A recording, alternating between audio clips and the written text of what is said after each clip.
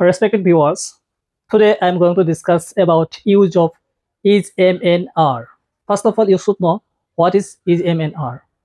They are form of the verb to be. Is, am আৰু are এই তিনিটা হৈছে be ভাৰ্বৰ ৰূপ। সো এতিয়া আমি আলোচনা কৰিম এই is, am and are কেতিয়া ক'ত ব্যৱহাৰ কৰিব লাগে। মৰমৰ ছাত্ৰ-ছাত্ৰী আৰু বন্ধু-বান্ধৱীসকল মনত ৰাখিব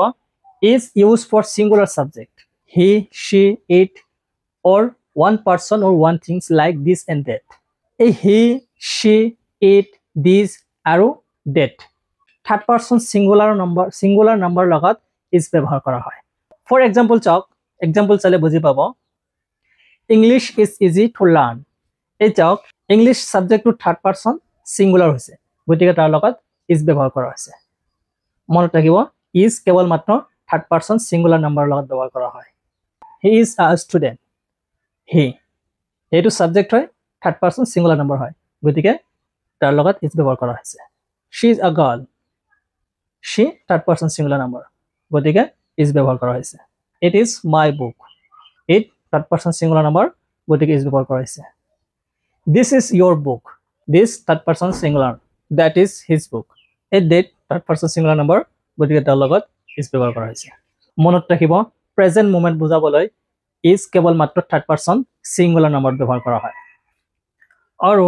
am used for first person am used for first person I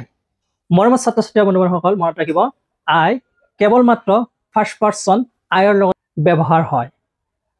for example চাওক I am a teacher I am a student I am a doctor আমি যদি ব্যৱহাৰ কৰো me am এই চাওক me তো কি হয় ফার্স্ট পারসন হয় কিন্তু তার লগত যদি am ব্যবহার করো তেতিয়া হলে ভুল হ'ব কিয় am কেৱল মাত্ৰ ফাৰ্স্ট পাৰসন I ৰ লগত ব্যবহাৰ হয় আৰু বেলেগৰ লগত ব্যবহাৰ কৰা নহয় মনত ৰাখিব respected viewers and are used for plural subject we they you these those are বহুবচনৰ লগত ব্যবহাৰ কৰা হয় এই বহুবচন সাবজেক্টটো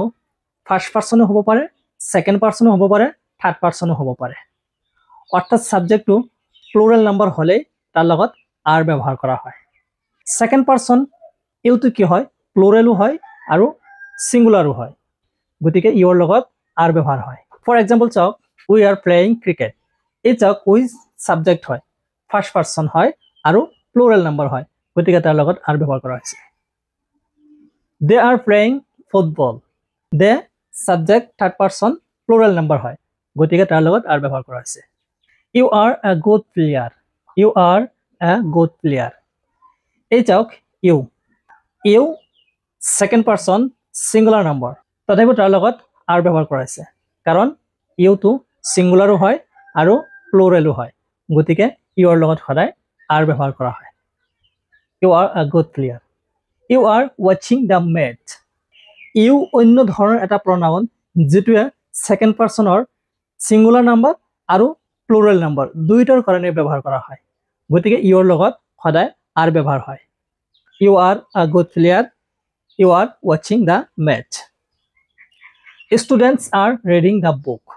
এই টক students সাবজেক্টটো কি হৈছে থার্ড পারসন হৈছে আৰু প্লুৰাল নাম্বাৰ হৈছে স্টুডেন্টৰ লগত s আছে সাবজেক্টটো প্লুৰাল নাম্বাৰ হয় গতিকে তাৰ লগত আৰ ব্যবহাৰ কৰা হৈছে students are reading the book these are my book is of this subject to plural হয় আৰু থাৰ্ড পাৰসন হয় গতিকে তাৰ লগত আৰ ব্যবহাৰ কৰা হৈছে those are yours এই those third person plural number হয় গতিকে তাৰ লগত আৰ ব্যবহাৰ কৰা হৈছে মৰমৰ ছাত্ৰ-ছাত্ৰী বন্ধুসকল ভিডিওটো লাইক এটা কৰি শেয়াৰ কৰি দিব যাতে সকলোৱে চাব পাৰে see you again in next video